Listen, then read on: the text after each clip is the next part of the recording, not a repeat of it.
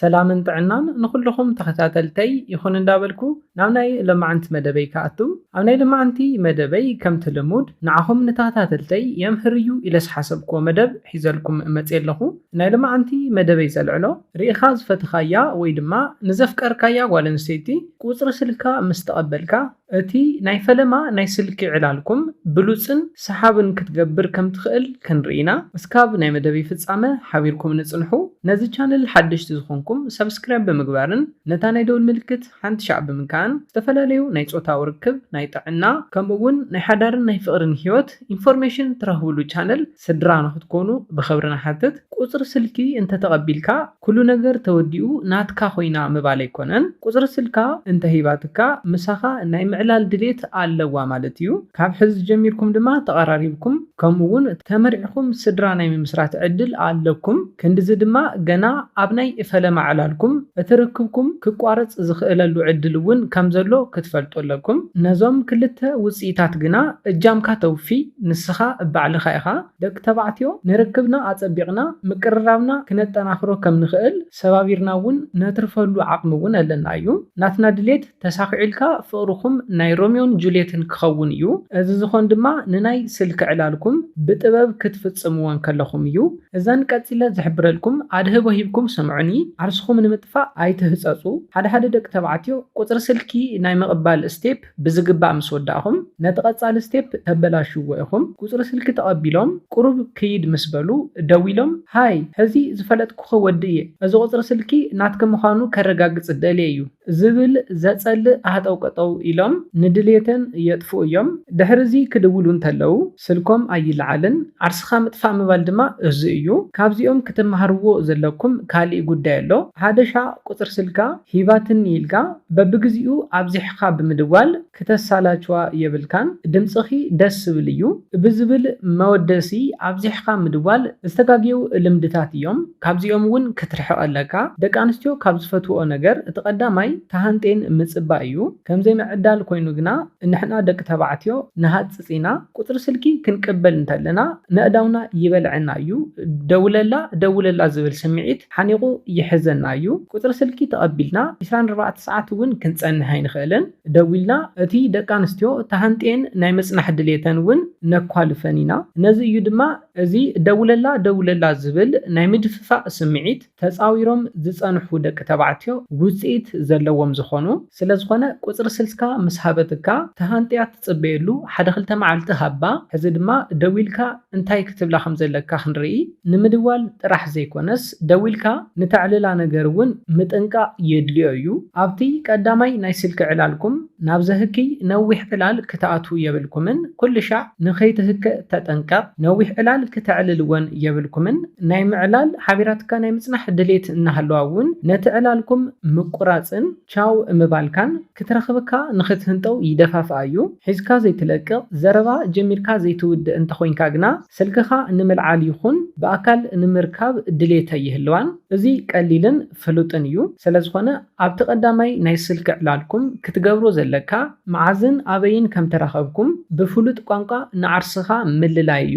ካብኡ ቅልል ዝበለን ሕፅር ዝበለን ቀልዲ ዝተሓወሶ ፃንሒት ብምግባር ቀፃሊ ናይ ምዕላል ዕድል ንክህልወኩም ብምግባር ነቲ ስልኪ ምዕፃው። ኣብዚ ትድውለሉ ሰዓት እውን ኣገዳሲ እዩ። ኣብ ናይ ስራሕ ሰዓት እንተደዊልካላ ተመቻችያ ርግእ ኢላ ዘይክተዕልለካ ትኽእል እያ። ድሕሪ ስራሕ ብፍላይ ምሸት እንተዝኾን ዝበለፀ ይምረፅ። ብጣዕሚ ከይመሰየ እውን ክኸውን ኣለዎ። ኣብዚ ግዜ ርግእ ኢላ ክተዕልለካ ትኽእል እያ። ብፍላይ ልስልስ ዝበሉ ስምዒት ዝነኽኡ ቃላት ብምጥቃምን ነቲ ዕላልኩም ካብ ግዜ ናብ ግዜ ናብ ፍቕሪ ንምቕያርን ብሉፅ ዕድል ዝፈጥረልካ እዩ። ኣብዚ ክትርስዖ ዘይብልካ ነገር እንተሃልዩ ተፃዋታይ ምዃን ወይ ድማ ቀልዲ ዝፈልጥ ምዃን እዩ። እዚ ንደቂ ኣንስትዮ ንምስሓብ ብጣዕሚ ኣገዳሲ ከም ዝኾነ ክትፈልጥ ኣለካ። ደቂ ኣንስትዮ ዘስሕቐን ዘጫውተን ወዲ ብጣዕሚ ይፈትዋ እየን። ንምንታይ እዩ እንተኢልካ ምስሓቕ ስለ ዝፈትዋን ስለ ዝደልያን እዩ። ንክተስሕቐን ግድን ኮሜድያን ክትኾን ትፅቢተ ይግበረልካን። ፀወታ ምፍላጥን ንፀወታ ቅልል ዝበለ ጠባይ መሓዝን እኹል እዩ። እቲ ካሊእ ድማ መርገፂ ዘለዎ ወዲ ኹን ተስፋ ዘይቆርጽ ዘይሽነፍ ንዝደልዮን ንዝሓሰቦን ዕላማ ጸኒዑ ደው ዝብልን ዝሰርሕን ሰብ ንናይ ደቂ ኣንስትዮ ልቢ ብቐሊሉ ይስዕር እዩ። ንዕላማኻ ደው ምባል ዘይምቅይያር ዘይሙዳቕ ንደቂ ኣንስትዮ ዝማርኽ ብሉጽ ብቕዓት እዩ። ደቂ ኣንስትዮ ንናይ ደቂ ተባዕትዮ ቀጻሊ ዕጫ ናይ ምንባብን ናይ ምግማትን ተውህቦ ኣለወን። ስለ ዝኾነ ድማ ሕዚ ሰክሰስፉል ዋላ እንተዘይኮንካ እውን ንቐጻሊ ውፅኢታዊ ሰክሰስፉል ናይ ምዃን ዓቕሚ እንተሃሊካ ብሉጽ ነጥቢ ይወሃበካ እዩ።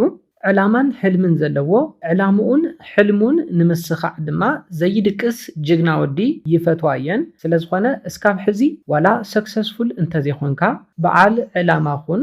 ንዕላማኻ ንምስኻዕ ኩልሻ ኣንጊኻ ተስእ ሓደ መዓልቲ ንዕላማኻ ንምስኻዕ ትሕግዘካ ጽብቕቲ ጓል ኣንስተይቲ ትረክብ ኢኻ። እቲ ካሊእ ድማ መርገፂ ሃልኻ ተስፋ ዘይቆርጽ ዘይደሃል ዘይወድቕ ንዝሓዞ ዕላማን ንዝሓዞ ሕልምን ዘይደክም ወዲ ናብ ልበን በቐሊሉ ከኣቱ ዝኽእል ዓይነት ወዲ እዩ። ስለ ዝኾነ መርገፂ ዘለዎን ዕላማ ዘለዎን ወዲ ኹን። ኣብቲ ናይ ቀዳማይ ናይ ስልኪ ዕላልኩምን ኣብቲ ናይ ቀዳማይ ቆፀረኹምን ብደንቢ ገይረን ከንብብኦ ስለ ዝኽእላ ማለት እዩ። ናይ ተቐዳማይ ናይ ስልኪ ዕላልኩም ክነጠቓልሎ እንተለና ሕፅር ዝበለ ዘየህኪ ዘየስልቹ ቅልል ዝበለ ፀወታ ብጣዕሚ ኣገዳሲ እዩ። ከም ብዙሓት ደቂ ተባዕትዮ ናይ ስልኪ ዕላልኩም ብዘይምንውሓኻ ብዙሕ ጥቕሚ ትረኽበሉ ኢኻ።